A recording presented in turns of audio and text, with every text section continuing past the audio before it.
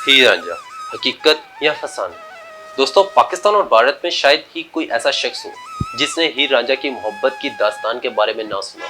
हीर रांझा पंजाब की मकबूल तरीन लोक कहानी है। जैसे कई जमानों में पंजाब भर में चुपालों और महफिलों में सुनाया और गाया जाता था।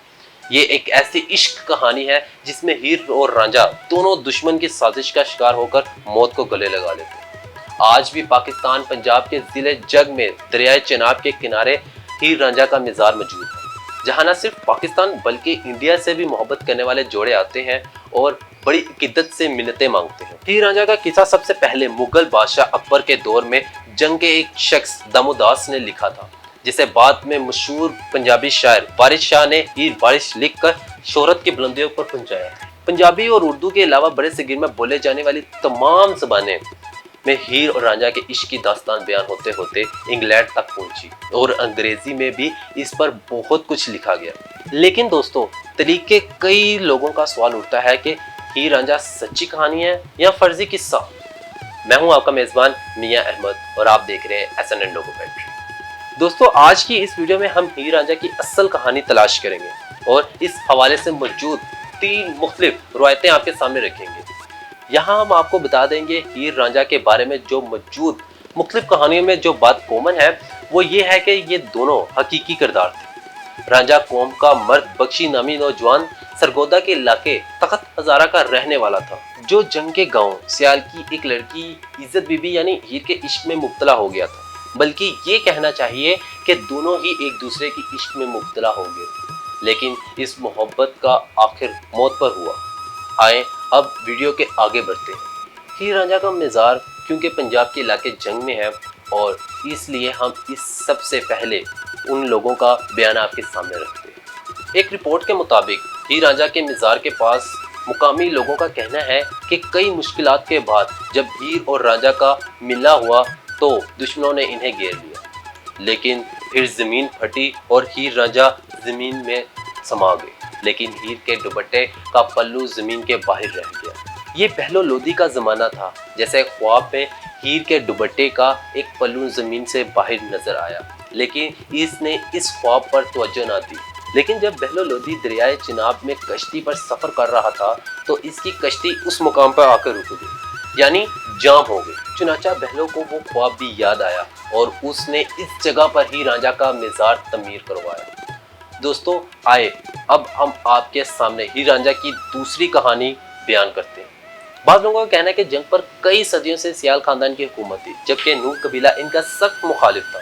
नूर कबीले के कुछ लोगों ने सियाल खानदान को जंग की हुक्मरानी से महरूम करने के लिए एक साजिश की कि उन्होंने एक झूठी कहानी मशहूर की कि इस खानदान की बेटी यानी हीर इज्जत बीबी अपनी मुलाजिम रांझा के साथ गलत ताल्लुक रखती है।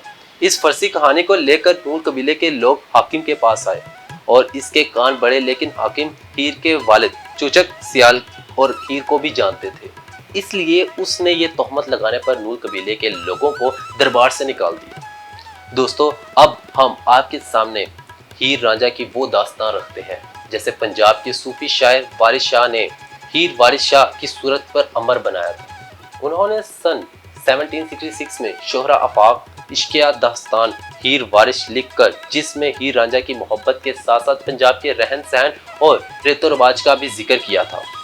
हीर वारिस शाह पंजाबी अदाब का कीमती असासा है। इस कबीले के मुताबिक हीर जिला जंग में आबाद सियाल कबीले से ताल्लुक रखती और वो इंतहाई खूबसूरत, और जबकि राजा एक गांव तख्त हजारा जिला सरगोदा का ही बासी है। बाप के मरने के बाद भाइयों ने जायदाद से महरूम करके खाना पीना भी देना बंद कर दिया, तो राजा वहां से निकल पड़ा और दरबदर फिरता एक दिन जंग पहुंचाया। फिर अपनी सहेलियों के साथ पानी भरने कुएं पर आती, जहां वो राजे को देखती और दोनों एक दूसरे को पसंद करने लग जाते हैं। हीर अपने वालिद से रांझे की सिफारिश करती है कि वो मवेशी चराने पर मुलाजिम कर लेते हैं। रांझे मियाँ मवेशी चराते हैं और वो बहुत सुरीली बांसुरी बजाते हैं। बांसुरी से निकलने वाले सुर हीर का दिल जीत लेते हैं और वो दोनों एक दूसरे को दिल दे बैठते हैं। फिर मिलना शुरू हो जाता है, लेकिन एक दिन हीर के चचा कैदो को इस इश्क की खबर हो जाती है। बदनामी के खौफ से हीर के वालिदैन जबरदस्ती इसकी शादी एक दूसरे शख्स से रंगपुर में कर देते हैं। رانجھا ہیر کی یاد میں جوگی بن جاتا ہے اور گاؤں گاؤں پھرتا ہے۔ پھر ایک دن ہیر کے گاؤں تک پہنچ جاتا ہے۔ ہیر کی سہیلی ان دونوں کو ملاقات کرواتی ہے اور دونوں وہاں سے بھاگ کر جنگ واپس آ جاتے ہیں۔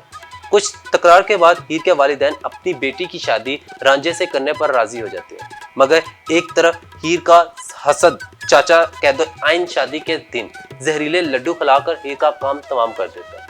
مگر رانجھے تک یہ خبر پہنچتی ہے تو وہ روتا روتا اپنی محبوبہ کی طرف بھاگا چلا آتا ہے۔